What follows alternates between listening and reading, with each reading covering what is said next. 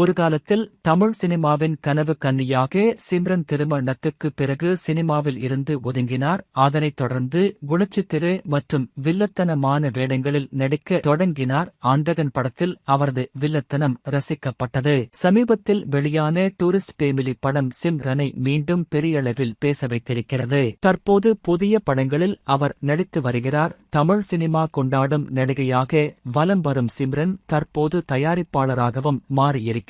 Forty motion pictures என்ற பட நிறுவனத்தை அவர் தொடங்கியுள்ளார். அறிமுக இயக்குனர் சியாம் என்பவரது படத்தை தயாரித்து வருவதாகவும் இது ஆக்ஷன் த்ரில்லர் ரக கதை என்றும் கூறப்படுகிறது. நடிகை என்பதை தாண்டி தயாரிப்பாளராக களமிறங்கியிருக்கும் சிம்ரனுக்கு ரசிகர்கள் வாழ்த்து தெரிவித்து வருகிறார்கள்.